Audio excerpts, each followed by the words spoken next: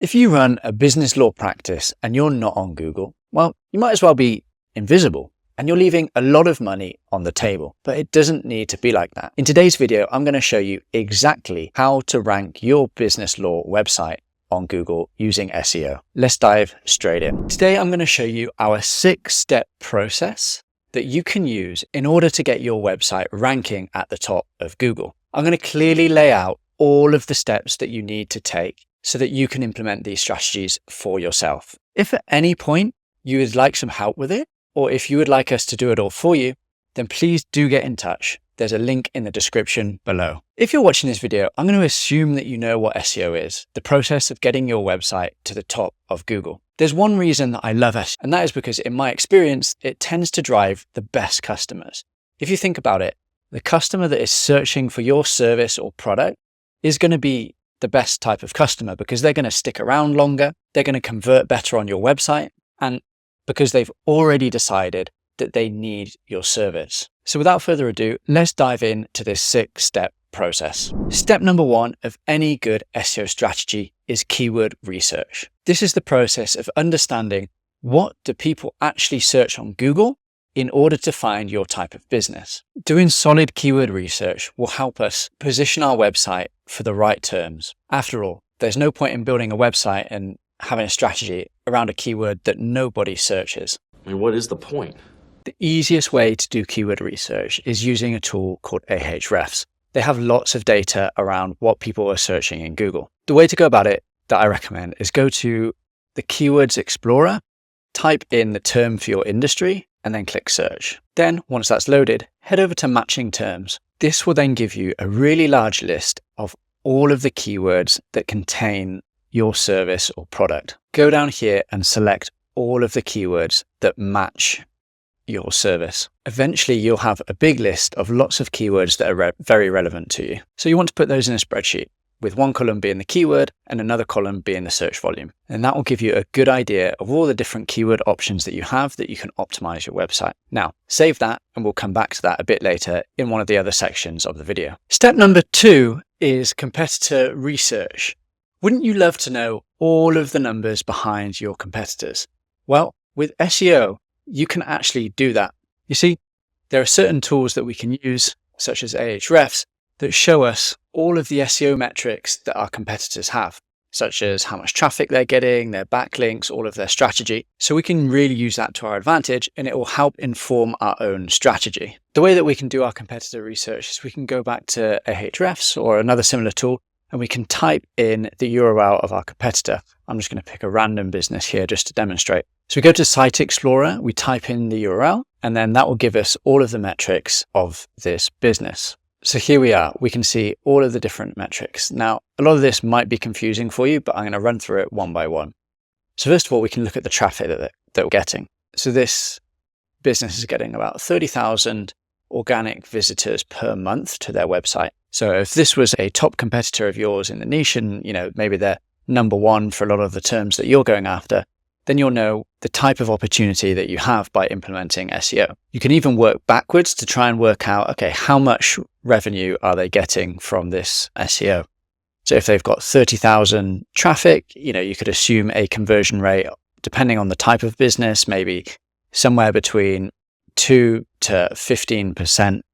And then you can work backwards on how many of those leads convert and the average order value based on everything that you know from your business and your website. Now, what we want to look at next is we want to go to the organic keywords. Here we can see all of the keywords that they are ranking for, and we can use that to our advantage. So we can add any keywords that we've missed in step 1, our keyword research, and add those additional keywords into that document. Once we've done that, I'd recommend going to top pages. And for now, what I'd like you to do is just note down how many pages they have and also take a quick look at all the different types of pages that they have. Do they have service landing pages? Do they have blog pages? And just get a rough idea of what exactly they have on their website. This will give us an idea of how many pages that we might need to create on our site as well. And note this down, you'll understand how many backlinks that you'll need to be building. So for example, this business, they have about 453 backlinks. Now, I know that seems like a lot, but not all of those backlinks will actually be good. And in the backlink section of this video, I'll go into exactly how we can audit that and understand how many backlinks we need to build to our website. But for now, we just want to understand how many referring domains do they have going to their website.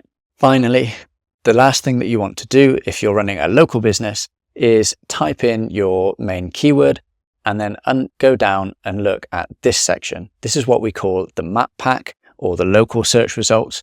And you can see here that there are 3 businesses here, and they all have different reviews, a review score, and a number of reviews. We want to note that down because that's going to inform the targets that we have for the amount of reviews that we need to get. So once we have all of that information, note it down in your spreadsheet and repeat that for all of your main businesses that you have in your niche. Now that you've done your keyword research and your competitor research, you're ready to start working on your website. That's step 3, on-page SEO. Now, please don't get scared if the on-site side of things sounds a bit technical.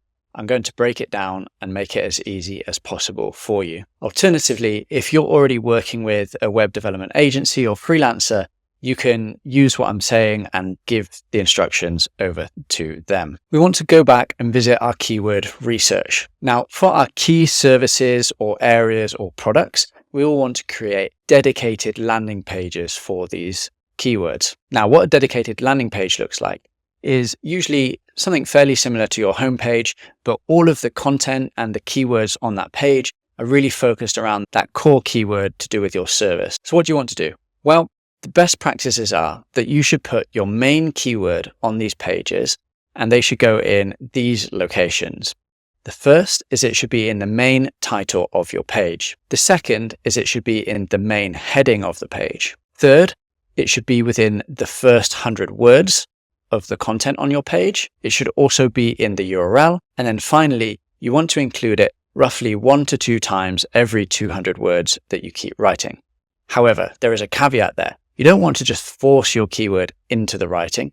You want to make it sound natural and only include it where it makes sense. Now, a lot of this can actually be simplified by using what we call correlation tools.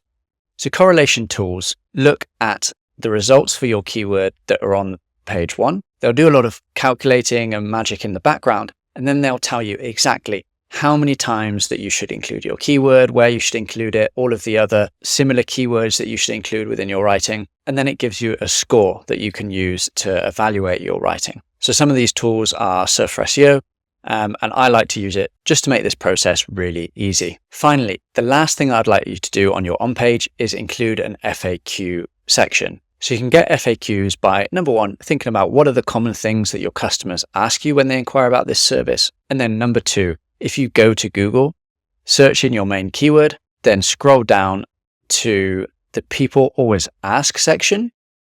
So you'll often see that there are extra questions that Google puts within the search results. Include those questions and the answers to those on your page. Now, we want to repeat this and create dedicated landing pages for all of the main services, areas, and products that we provide. And once that's done, we can move on to the next step. Step number 4 is essential if you want to get found as a local business. We're going to talk all about how to get found in the local map pack here. The first thing you want to do is sign up for your Google My Business profile. Very simple, just follow the online instructions and make sure that your profile is completely filled out. Don't skip anything. Make sure that you have your categories, opening hours, proper descriptions. Make sure that it is 100%. Then also go ahead and add some photos to your profile. Not only will this help with your ranking, but it'll also help customers see your business, understand it, and be more likely to call or click on your website. Once that's done, the next stage is to start getting reviews. In our competitor research, we found how many reviews that we'd want to be getting. So for example, if this was our business that we were trying to rank for, we would understand that we need to get somewhere between 60 and 160 reviews. Now that might seem a lot, but over time, you'll be able to reach those levels. There are 2 main strategies that I recommend when it comes to getting reviews. The first is to go back to all of your happy and loyal customers and send them a personalized message asking if they would be happy to leave you a review, and that it would be really helpful if they were able to do so. Most times, if you've done a good service and that your customers are happy, then they'll want to help you. The second is, for going forward, I always like to incentivize employees to get reviews. You can offer them a cash bonus, a gift card, or a special reward. You could even have a ranking table of all your employees on who's managed to get the most reviews from their customers. And this will just remind them that they need to keep asking their customers whenever they speak to them to leave a Google review on your profile. It helps to turn it into a bit of a game. It helps create the right incentives. And of course, they'll also want to give an even better service so that they can get the good reviews. And that's it. That's quite a simple process to get your business ranking up here in the top of the map pack. On to step number 5. If you've made it this far, you're doing a great job and you'll be rewarded for all of your efforts by Google. Step number 5 is creating blog content. So why is this important? Surely we've already created landing pages for our main keywords. Why would we need to go after blog and informational content? Well, informational content can be really useful. There are 2 main benefits. The first is it helps Google understand your website, what it's about, and your expertise on the subject. The second is it can also be used to attract customers. Let me explain. Not every customer is searching on Google for a solution.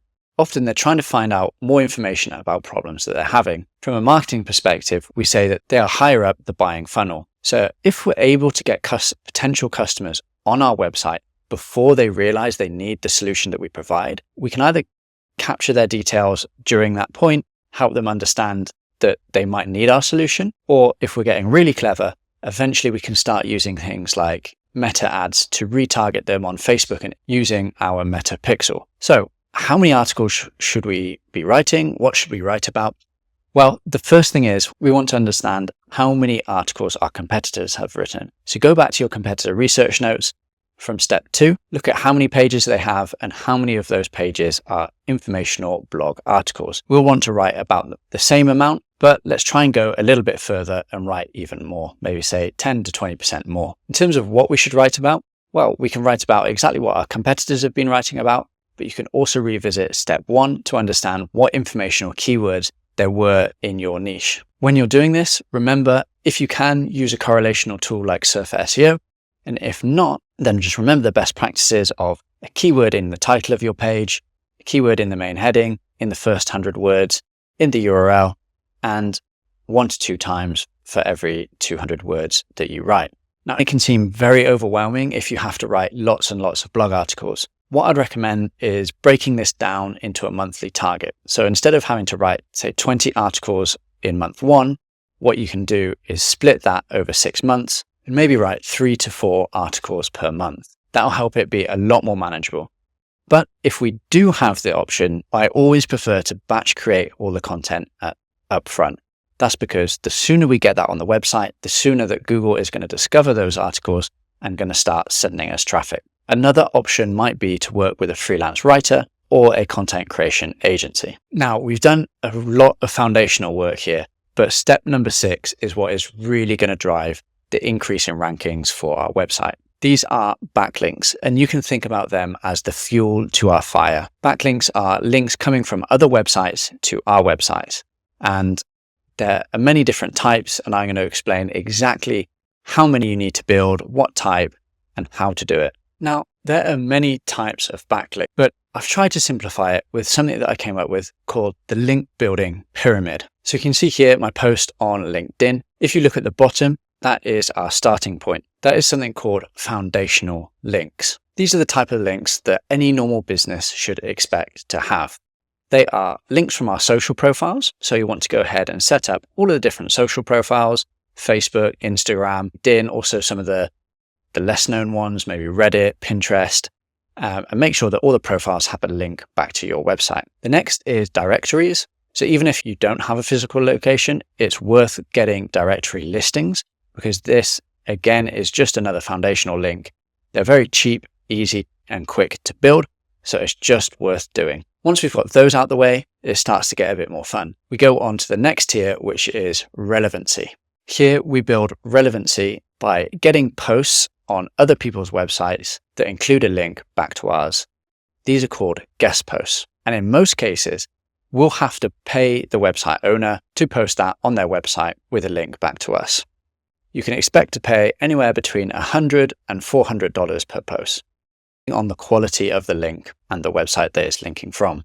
The good thing about this is that we can usually control the topic that we have. So we'll want to make sure that the topic of the post is really, really relevant to what we're providing as a business. The second strategy that we can use here is something called link insertions. This is where we go to an existing post on somebody's website and we try and get a link within that post. Again, we usually have to pay for them to insert that link. Finally, in the top tier, this is what I call the authority tier. And this is where things truly do get really exciting.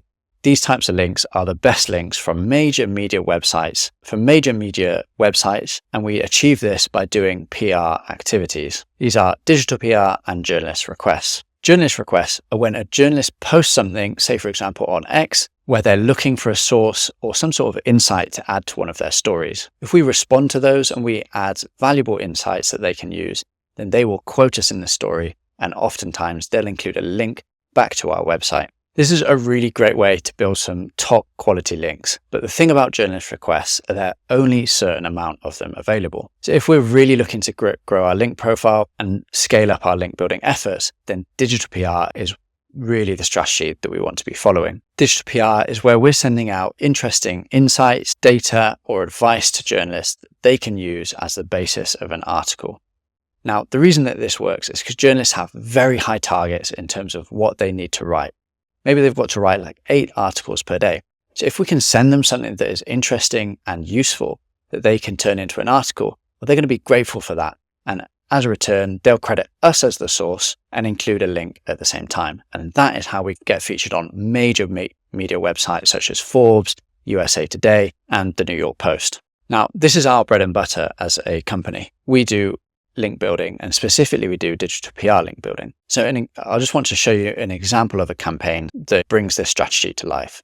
So there was a client with us, they ordered 10 links. We delivered 24 because their campaign went, and they got links from some of the UK's media websites, The Mirror, which is a DR90, The Sun, another DR90, Express, Wales Online, Daily Star, Daily Record. So these are all really massive links that they were getting here.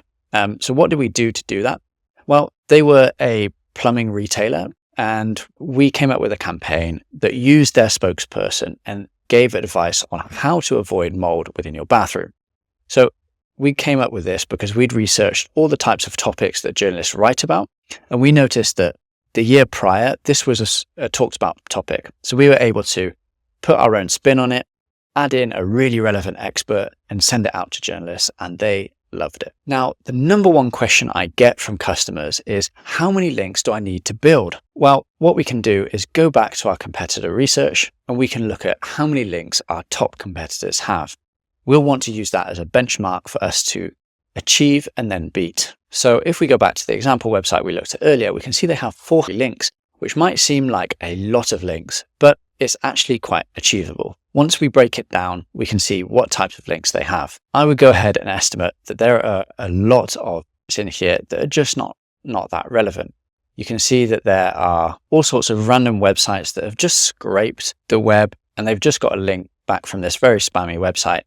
So we can usually imagine that anywhere between 25 and 30% of those links are not so great. So let's say that they've got 300 links that we need to get.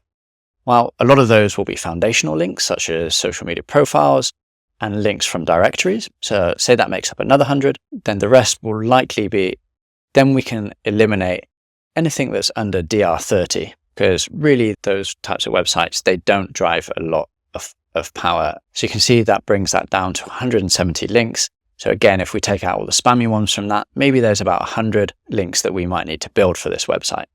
We can go ahead and do an analysis to see, okay, what sort of DR ranges do they have? How many links do we need to build with each DR range? And then work back from there, how many guest posts and link insertions we might need to get, and how many links from the press we might need to get. So if that does seem a bit confusing, any potential client that we take on, we do a free audit. So just get in touch with our team and we are more than happy to do an audit, come up with a link building plan for free, no obligation. You don't have to use us. You understand the types of links that you need to build, how many you need to build, and if you were to follow a link building plan with us, how much that would actually cost. So there you have it, all 6 steps of the SEO process. It's worth noting that SEO can be a long-term process. Don't expect to see results in the first few days. If you think about it, it's going to take a while to do all of that work that we've just gone through, to create the pages, build the backlinks, and then once we've created it, we actually need to wait for Google to crawl and discover all of that content and backlinks. And then after that, there's still going to be a delay for the rankings to take effect. So it's going to take several months of hard work and then several months of waiting to start seeing our results. But the wait, I promise you, is worth it, because if you can be consistent with your effort, you'll end up getting consistent results and consistent leads and sales coming through your website. One final parting bit of advice would be to come up with a plan of action. You don't have to do it all in week one. You can break it down into much more manageable chunks. For example, each month, how many articles are you going to write? How many links are you going to build? How many reviews are you going to try and get on your Google My Business profile? Doing that will make it easier for you to hit your SEO goals, and it will make the workload much more manageable. So there you have it, everything you need. If at any point you want some experts to handle it for you, just get in touch with me and my team, and we're more than happy to do it. Just click the link in the description. Thanks for listening.